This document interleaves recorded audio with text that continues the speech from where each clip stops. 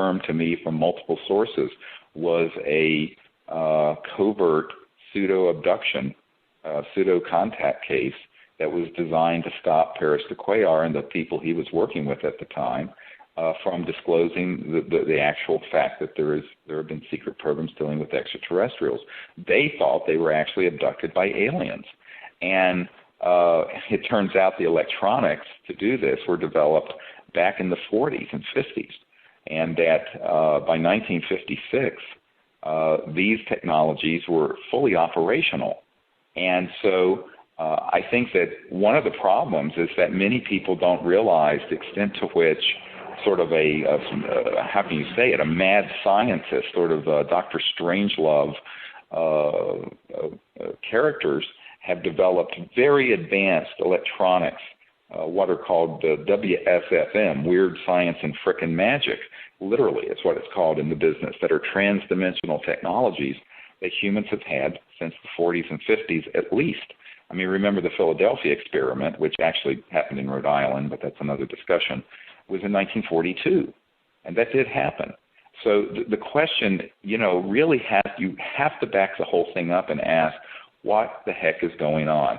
And I think that, it's to begin to develop sweeping and highly prejudicial views towards a certain type of extraterrestrial when we know that there has been so much deliberate confusing of the picture using extremely advanced technologies, things that most people couldn't imagine exist, because really the truth is stranger than the fiction that is the common dominant belief system. The fact that there would be human programs that would have these types of electronics that literally can target people and affect their astral bodies and consciousness very, very precisely. The fact that there would be these weird program life forms used on anti-gravity devices to engage in abductions to make it look like people are having alien encounters when they are not. The fact that they have developed genetics to such an extent that this would be possible. And the fact that at least a few people I've spoken to who have been in some of the really top secret electromagnetic research programs that deal with these trans-dimensional technologies, they've developed the means for people to hook themselves up mentally to an actual device and go into a lower astral realm, you may call it a demonic, but where there's all kinds of scary creatures, and then materialize in the three-dimensional space-time that creature and literally manifest it. And when I first heard that, I laughed and thought this is something out of a science fiction movie. Turns out that ability does exist. So you go down this path and you begin to realize that between the actual naturally occurring ultra-terrestrials, the sort of astral world, the angelic and the demonic, and then on top of it you have the man-made guys, the Dr. Strangeloves out there playing around with these electronics, doing this stuff, and then you have a very deliberate attempt to create, as Douglas MacArthur said, a threat from outer space and the foundation of fear so people will support World War III, quote, interplanetary war, is what he said. So I think that all of this makes one want to take a pause and step back, 4 or 5 big steps back and say, what is really going on here? And that's what I tried to do. Now, in the course of doing that, I've been personally demonized. In fact, during the Barcelona event, there was a person who organized a group of people who on the very last day stormed the stage, called me the Antichrist, and viciously, security had to move them out of the building. But what's happening is that it's sort of like with this healthcare debate where there's the big insurance industry whipping a lot, not everyone, but a lot of people up in a frenzy that big government's going to take away their health care, their private health care, and they're going to have to help provide insurance for the 50 million people who have no insurance in America. And, people are getting into this frothy mob mentality. Well, that's what's happened, unfortunately, in the UFO and New Age community, to the point now that I am receiving regular death threats. I am receiving these sort of attacks personally and physical attacks when I'm on a stage. where I have to have now security with me because of this kind of disruptive behavior. And this is precisely what the secret government people would like to see happen, is to see people who know about the subject get into that kind of what I call hate frenzy, which is exactly the kind of mob mentality you need in order to get the citizenry whipped up and angry enough to accept eventually some kind of sacrifice in the future. In this case, the sacrifice that they're going to ask people to make to engage in interplanetary war. And I think that we have to have calmer heads prevail. We need to have people who look at this and say, you know, who is manipulating the public awareness and emotions to such an extent that someone would, at this beautiful conference, storm the stage and attack me like this? And what are the interests that would like to see people have something new to hate? You know, it's really not politically correct to be openly a racist against any particular race or religion or ethnic group, although it certainly still happens all over the world. It's not something that's acceptable any longer in our society, thank God. However, the new thing that is acceptable is to become a cosmic racist and to begin to hate people from other star systems that are of a certain body type or look a certain way. And I think people are just being manipulated. I honestly don't think that there's a threat out there. And one of the things that I have concluded a long time ago, since you cannot prove a negative, and it's axiomatic, as I mentioned earlier, is that if there was a species that was of some concern, that did not have the best interest of humanity or the Earth in mind, I would think that since CSETI's CE5 initiative is a diplomatic outreach effort, citizens' diplomatic outreach effort, that we're modeling for other countries as well, for the world. And there's now a major G7 country that is asking us to do this for them, to make open contact with these visitors.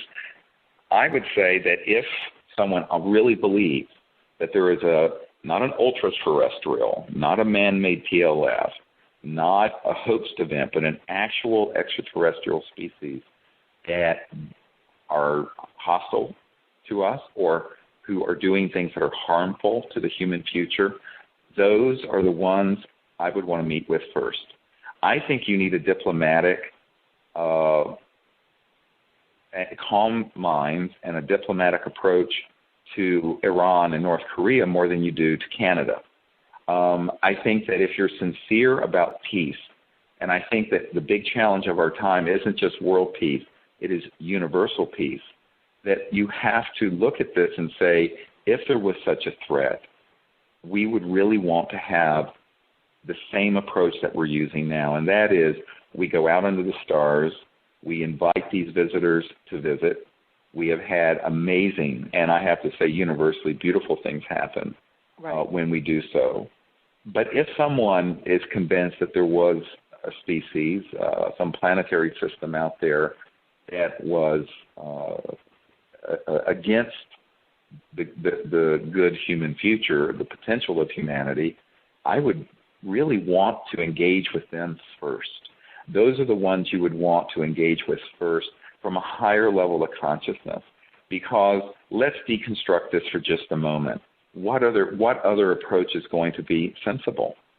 If we would have destroyed the entire biosphere of the Earth with thermonuclear weapons in the Cold War, the stated policy was mutual assured destruction, then imagine what the technological capabilities are for civilizations that are interstellar and go faster than the speed of light.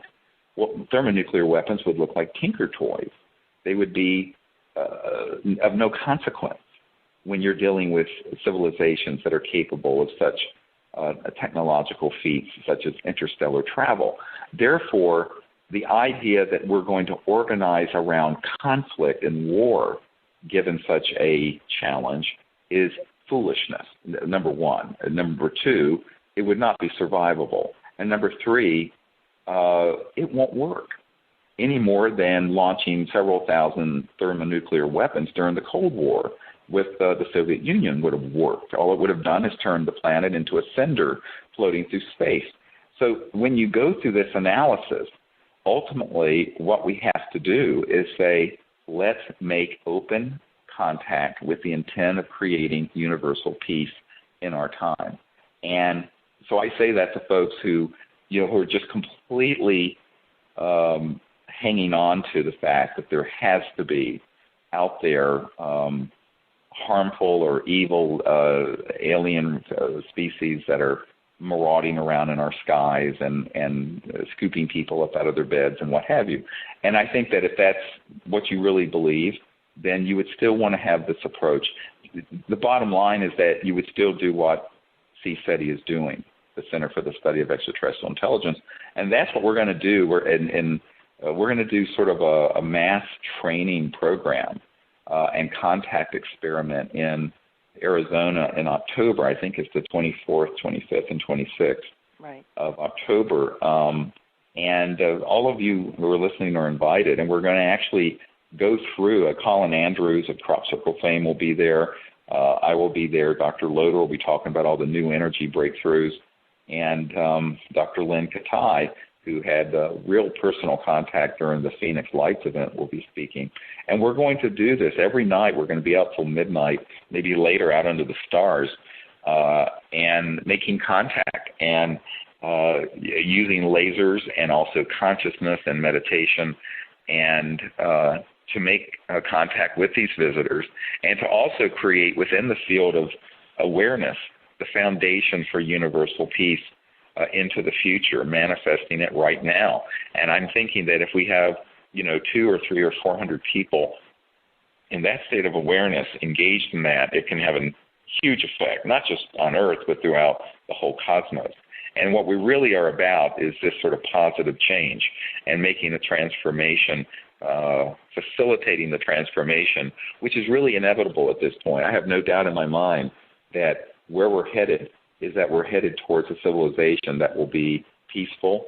We will have world peace. We will have universal peace. We're going to have these new technologies.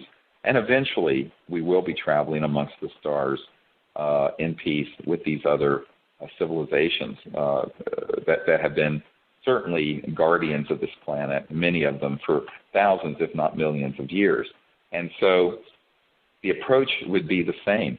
And I think that what we have to do, however, as we engage in such an undertaking, is it has to be childhood's end. You can't take at face value. You can sympathize with someone, and certainly Sherry had an experience, Sherry Adamak had an experience like this, and I did also, where you get targeted with one of these terrible astral body extraction technologies and targeted with an abduction. But I knew where it was coming from. There was no question that it was man-made, made to look alien. Now, later, of course, I was able to get, and one of the advantages of being the director of the Disclosure Project worldwide is that I have multiple independent corroborating witnesses on almost any subject you want to imagine, including this one. And that's why we've reached this conclusion that you have to be very careful about reaching conclusions. Our conclusion is that you have to be careful reaching conclusions. You can't say there's no possibility of a threat ever existing because you can't prove a negative. But what you can say is that there's a huge body of evidence showing that a lot of things that pass as contact and as alien abductions is actually a very well-developed, man-made, high-tech program that's a psychological warfare initiative. And this has been known for at least 20 years. I know Martin Cannon's work, I believe, was 1988, and he had put it together before then. There are other people I've talked to who've known about it from way before then, who were involved with it back in the late 50s. And I think that what you have to look at, therefore, is how much of what's being reported to people, quite innocently, I have to say, is real, and how much of it is Memorex, something that looks very real but would be designed to be frightening for the psychological response mainly being that of fear and hatred. And I think this fear and hatred has to be looked at. Who would benefit from that? Who benefits from this kind of conflict? Well, could it be the $1 trillion military-industrial war machine that keeps manufacturing conflict all over the world? Yes. And I think that at their disposal are technologies that would curl your hair. If you think that the best thing that exists within a classified project is a jet engine and a radio transmitter, you're mistaken. I mean, these programs have things that are not inconsequential. They're not trivial. They are extremely well-developed systems and have been since the 50s. And I think this is why when you look at these cases, you have to have sympathy for the victims. I want to be very clear on this. People who have been victimized by these sort of horrific events. But you cannot then extrapolate and conflate actual extraterrestrial interstellar civilizations and put that onto them when it's man-made for some other secret agenda. I think you have to be very fair-minded about this and very just about it.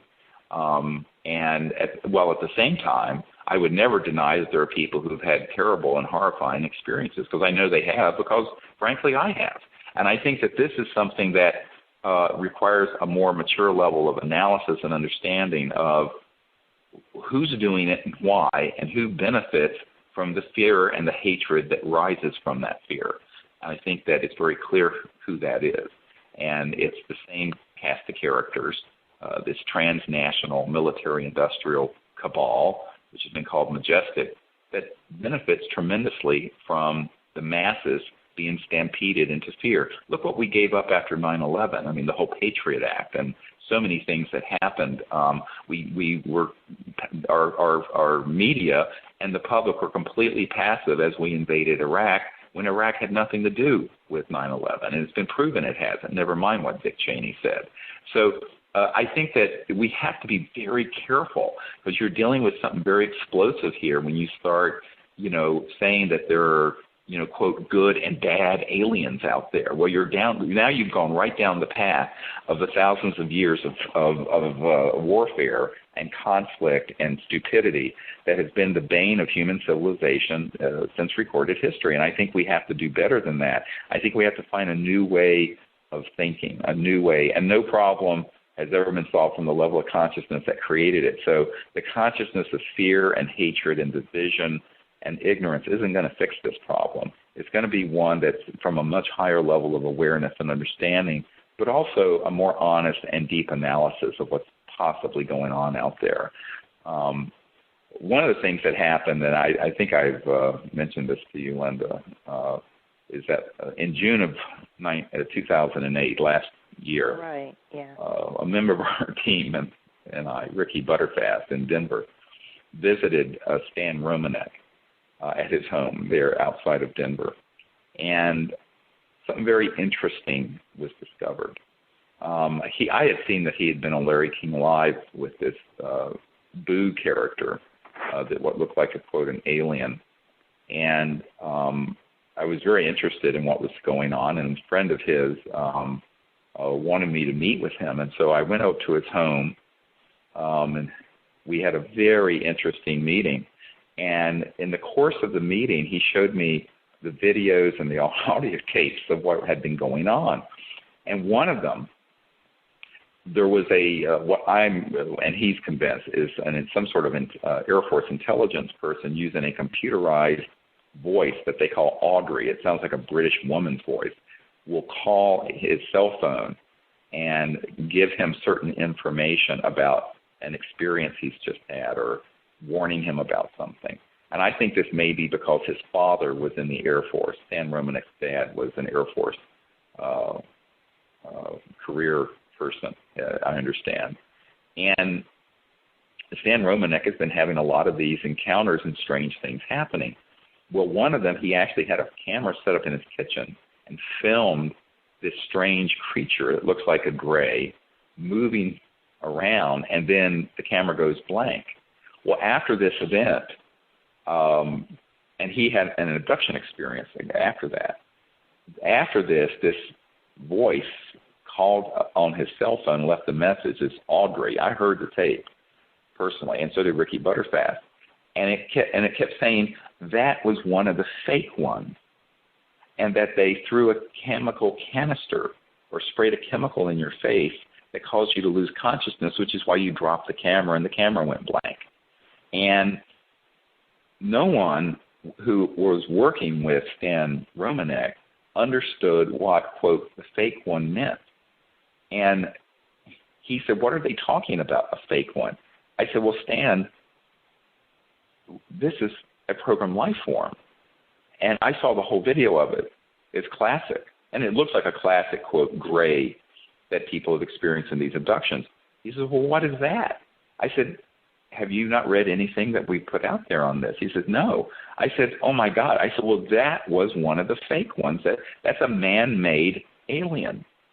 It's made to look like an alien. It's not extraterrestrial at all. And his mouth dropped open. He said, well, I've never heard of this. I said, it's because it's suppressed in the UFO and New Age community. You're not allowed to publish or speak.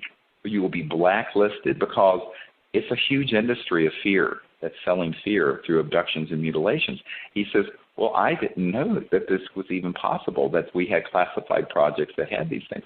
I said, yeah, of course we do, and have had for decades.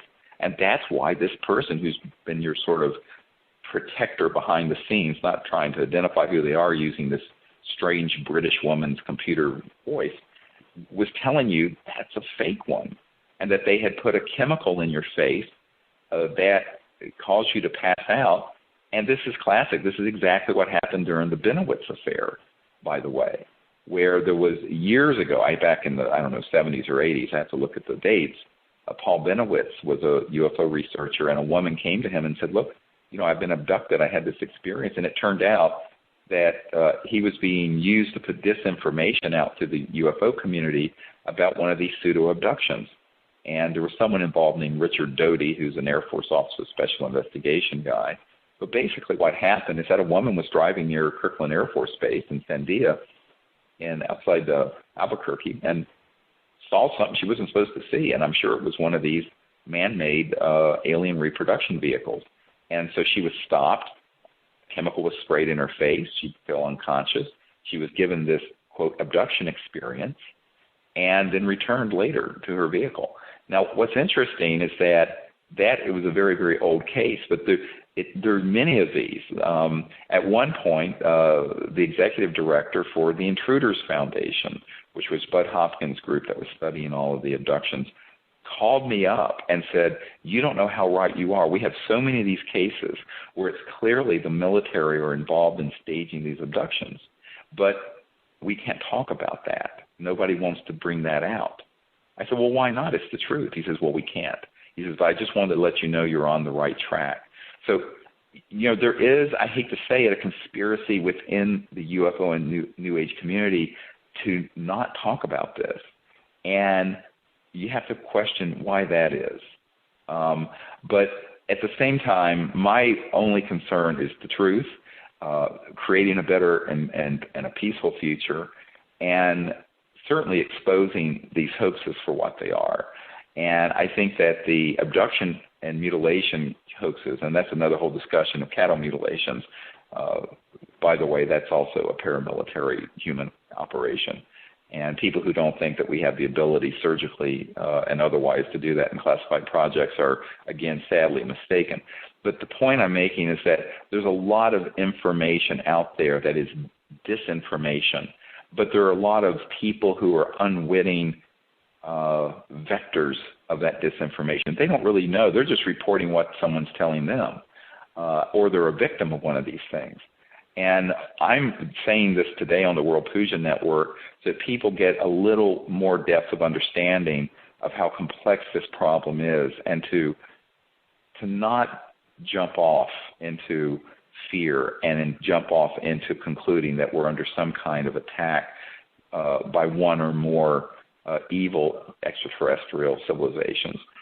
There's no evidence of that, frankly. There's a lot of evidence for some hanky-panky going on, I hate to say that, and some deception going on by the intelligence community and by people who would like to create the specter of fear.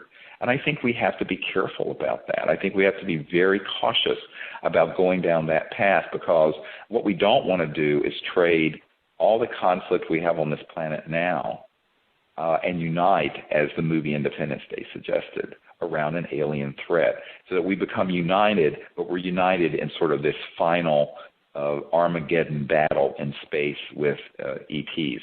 I think there are certain religious groups who want to see us move in that direction, that are eschatological in nature.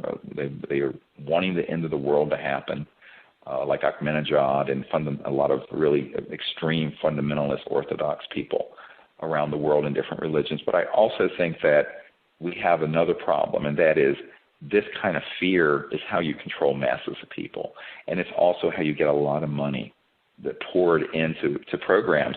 A colonel I spoke with recently, I believe it was this spring, who had been at meetings during the early years of the Ronald Reagan administration, when they were ramping up the SDI, the Star Wars program, told me that the threat from outer space by aliens was one of the things brought up at meetings to try to convince the hundreds of billions of dollars to be put into black budget funding in weaponizing space. So this card has been played over and over and over again, and I think it's like the old song, let's not be fooled again. That we have to be cautious about being deceived, because I view this sort of like the Wizard of Oz phenomenon, where you have this all this frightening sound and fury and stuff going on. You pull the curtain back, and there's this little old man behind the curtain pulling a bunch of levers and scaring the bejeebies out of everybody, out of Dorothy and the lion and the scarecrow and everyone else. And I think that we need to not be manipulated that way on something this important. And I would caution people to think deeply about who would benefit from this kind of fear and conflict, and to consider the fact that when you have an almost unlimited budget within biological sciences, electromagnetic sciences, energy and propulsion systems, and an intent, a clear stated intent, beginning in the early 50s at least, to use this issue for psychological warfare value, what kind of mischief can they make? And I think that's what you have to look at before you reach these sort of Manichean conclusions of good and bad aliens out there. My own view